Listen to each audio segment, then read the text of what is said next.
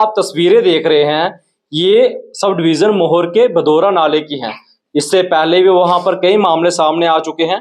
इसके चलते हुए पुलिस ने पिछले कुछ दिन पहले भी कार्रवाई की माइनिंग के ऊपर, और प्रशासन द्वारा भी कार्रवाई देखने को मिली है। हमारे साथ खास बातचीत करने के लिए भैबर इकबाल हैं, जो ऑल इंडिया बैकवर्ड क्लासेस के चेयरमैन हैं, और इनसे जानते हैं कि आखिर अगर बैकवर्ड एरिया में जैसे बदौरा नाला हो गया, वहां पर अगर अवैध तरीके से खनन हो रहा है तो उसके पीछे किसका हाथ है? क्या सरकारी मुलाजिम कहीं ना कहीं इसमें इन्वॉल्व तो नहीं? अगर इन्वॉल्व नहीं है तो फिर कार्रवाई क्यों नहीं? ये बड़े सवाल जो है सामने निकल के आ रहे हैं। बैबर जी, सबसे पहले जेके एक्सप्रेस में आपका स्वागत है। थैंक यू जी, सबको मेरा जय श्री राम। बदौरा नाले वाली आपने जैसे विजुअल देखे हैं, जिस प्रकार से अवैध तरीके से माइनिंग हो रही है, सरकारी संपत्ति को लूटने का प्रयास किया जा रहा है, तो किस प्रकार से देखते हैं?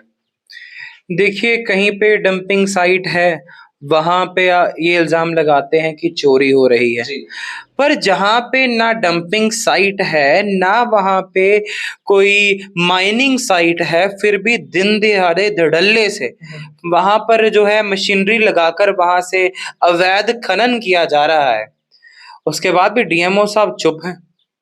बहुत बड़ा प्रश्न जो है प्रशासन के ऊपर उठता है कि डीएमओ साहब प्रशासन का एक भूमिका निभा रहे हैं माइनिंग विभाग। किस प्रकार से डीएमओ साहब से जब हम सवाल करते हैं, कहते हैं हमारे पास स्टाफ की कमी है, तो अब कहीं ना कहीं जो तहसीलें हैं वहां पर टीम गठित कर चुके हैं, तो क्या वो उनकी भी लापरवाही मानते हैं? देखिए, डीएमओ साहब क्या चाहते हैं कि वैभव रखवाल या बलवीर जी या और कोई तीसरा आदमी उनको जो है बंदे मुहैया करवाएगा?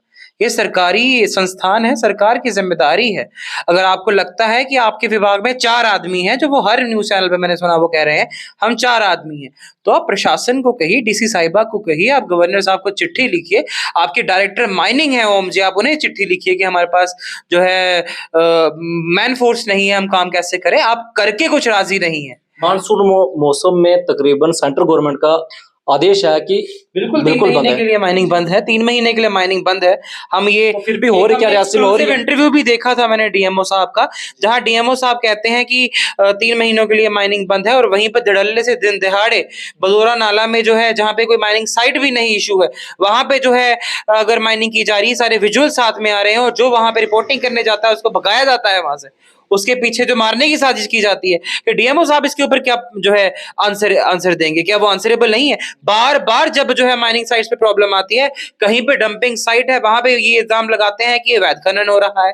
जहां अवैध खनन होता है वहां ये कहते हैं कि यहाँ पे कुछ, वहां इनकी कोई बात ही नहीं चल पा रही, ना कोई इनका कोई इंटरव्यू आता है, ना इनकी कोई बात आती है। इनको पूछो तो ये कहते हैं हम जो है 4 इंसान है काम करने वाले। तो ये इनकी लापरवाही है या प्रशासन की लापरवाही, ये हमें बता दें। सवाल ये है कि सरकारी संपत्ति को चुराया जा रहा है, किसके ऊपर कार्रवाई होनी चाहिए? देखिए, कार्रवाई, ये तो कार्रवाई का डीएमओ साहब यहाँ पदभार उन्होंने संभाला, सारा कुछ उनके अंडर आता है, तो ये जिम्मेवारी उनकी है कि ये देखें कि कौन जिम्मेदार है उसके लिए। ऐसा तो है नहीं कि रात को 2 बजते हैं और बदौरा नाले में जो है माइनिंग खनन शुरू किया जाता है। ये तो दिन दिहाड़े धड़ल्ले से वहां पे बदौरा नाले में माइनिंग चल रही है, जहां पे आप जो जहां पे मैं फिर कहना चाहूँ, जहां डंपिंग साइट है वहां आप कहते हैं कि चोरी हो रही है, जहां पे कुछ भी नहीं है, दिन दड़ल्ले आपके पास वीडियोस आ रही हैं, सारे प्रूफ्स आ रहे हैं, फिर भी आप वहां नहीं। क्या मैं डीएमओ साहब आपकी कोई सिट्टी पिट्टी या 60 गांठ है वहां पे? ये मैं बार बार, मैंने पिछले इंटरव्यू में भी डीएमओ साहब पर साक्षात्कार जो है कहा था, और मैंने मुंह पर जो है इनके इल्जाम लगाए थे, मैं जिम्मेदारी भी लेता हूं। क्या आपकी कोई 60 गांठ है वहां पे कि दिन दिहाड़े अगर माइनिंग चल रही है आप उनके ऊपर कार्रवाई तक नहीं कर पाए, और जहां कार्रवाई नहीं करनी चाहिए वहां कार्रवाइयां करते हैं? कि आप बताएं कि आपकी उनने जो है कहां पे कार्रवाई नहीं करनी चाहिए थी, वहां कार्रवाई। देखिए, कार्रवाई आज यहाँ करनी चाहिए थी, वहां उन्होंने कार्रवाई नहीं की डीएमओ साहब ने। और हमारे साथ डीएमओ साहब, हम आप देखेंगे कि सूला में हमारा इंटरव्यू हुआ था एक चैनल पे, और वहीं पे डीएमओ साहब का भी इंटरव्यू लिया गया था। डीएमओ साहब ने कहा था कि हम जो है ऐसा कुछ नहीं चल रहा है, पूरी डिस्ट्रिक्ट में ऐसा कुछ नहीं चल रहा है। क्या मानते हैं चल रहा है? देखिए, हमारे सामने है। तो रियासी के सब डिवीजन मोहर के बदौरा नाले में इससे पहले भी खनन होता हुआ आ रहा है। ये तस्वीरें हमने पहले भी दिखाई थी, लेकिन कल अगर मानसून के मौसम में कल यानी दिन दिहाड़े अवैध तरीके से खनन हो रहा है, आखिर किसकी लापरवाही से? ये वाकई सवाल जो है जिला प्रशासन के लिए खड़ा हो चुका है, और उसके ऊपर जवाबदेही जो है जिला प्रशासन को देनी पड़ेगी। इसके चलते हुए क्या जो सरकारी कानून है उसको उल्लंघना करके ये कौन से माफिया आ चुके हैं जो कानून की भी उल्लंघना करते हुए ये कार्य कर रहे हैं। क्योंकि केंद्र सरकार द्वारा साफ तौर से कहा गया था कि मानसून के मौसम में जो है अवैध तरीके से उसको अवैध ही माना जाएगा, क्योंकि कोई भी माइनिंग नहीं होनी चाहिए। लेकिन भदौरा नाला एक ऐसा नाला है, आपने सुना भी होगा कि कभी भी वहां पर जल स्तर बढ़ सकता है और कभी भी वो नाला पूरे तरीके से चल जाता है। लेकिन बिना डरे हुए वहां पर कौन से ऐसे माफिया हैं जो अवैध तरीके से, कोई कानून का डर नहीं है, वो कार्य कर रहे हैं। आखिर उनके ऊपर पाबंदी लगाना किसका काम था? ये सवाल जो है जिला रियासी से निकल के आ रहे हैं, अवाम के सवाल हैं। क्योंकि जिन लोगों को सरकारी वेतन मिल रहा है, क्या उनका जिनको कार्य दिया गया है, क्या वो कार्य कर रहे हैं? क्या ऐसे लोगों के ऊपर कार्रवाई होगी? जो प्रशासन है क्या इस खबर के बाद क्या एक्शन लेता है, ये भी हम आपको दिखाएंगे। लेकिन सबसे बड़ा सवाल ये है कि आज भी जिला रियासी के दूर दराज इलाकों में अवैध तरीके से खनन हो रहा है, यानी सरकारी संपत्ति को लूटा जा रहा है अवैध तरीके से। आखिर कार्रवाई कौन करेगा? क्योंकि साफ तौर से डीसी रियासी का कहना था कि मानसून के मौसम में अगर कोई भी अवैध तरीके से खनन करता है तो तुरंत उसके ऊपर कार्रवाई होगी।